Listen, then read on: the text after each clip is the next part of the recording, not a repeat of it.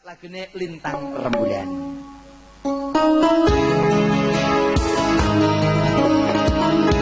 Ingkang sampun kepareng penting Mandi Bujono sugeng rawuh jalan Bapak Ibu.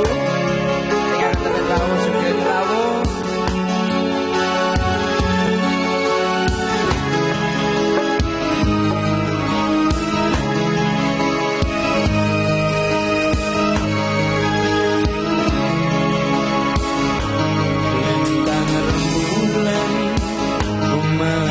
Biar cahayane ngelingake aku marang sliramu ora bisa ngelalekake esem gemesake tansah sumanding saben dinane wayah dalu durung bisa nindro.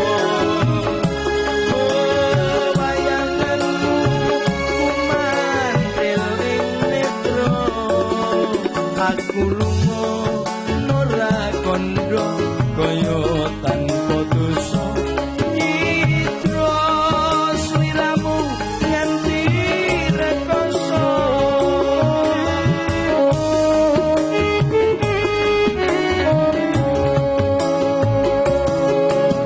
pancen ngene lakon uripku iki durung bisa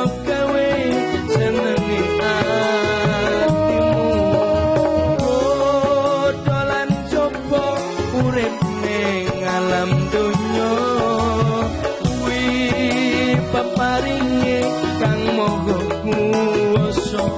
tak tampa kanthi ati legawa Mas Gatot tak salaman keluarga dhisik ya betul Pak sering kepanggil Bapak Ibu derek bingah mugi-mugi berkah sedaya nggih Mbak Yu Kang Mas amin. Selamat jadi.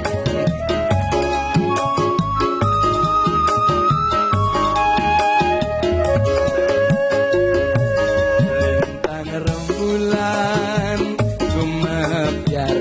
sayangane ngelingake aku marang sliramu ora bisa nglalekake esem gemesake tansah sumanding saben dinane wayah dalu durung bisa nindra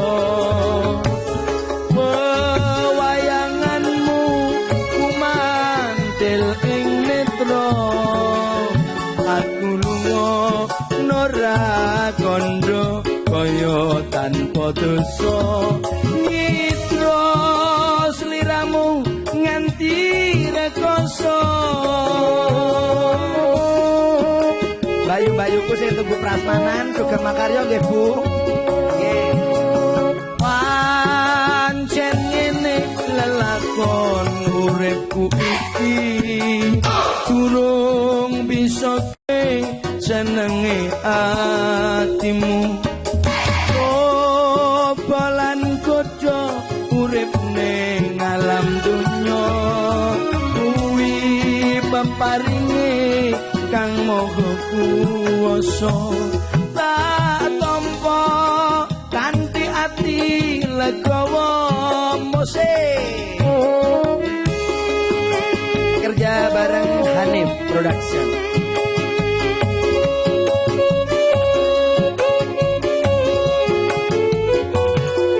Magili Bapak Sugijan sekalian Ibu sedaya kemawon pamana ingkang sampun pareng kundur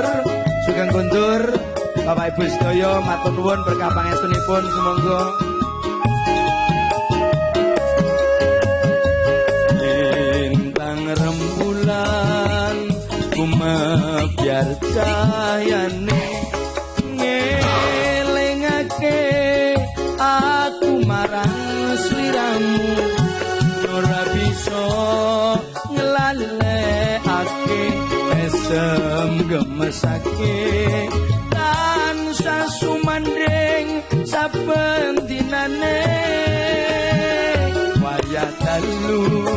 durung bisa nindro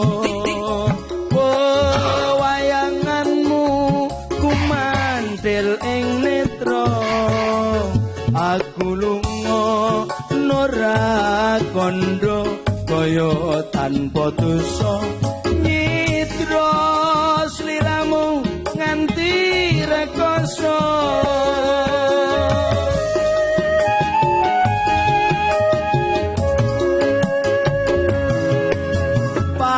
pancen ngene lelakon urip iki durung bisa gawe senenge atimu dolan coba urip ning alam donya kuwi peparinge kang moga kuwasa tak tampa kanthi ati legawa pancen ngene lelakon uripku iki durung bisa gawe senenge ati dolan coba urip ning alam donya kuwi peparinge kang moga kuwasa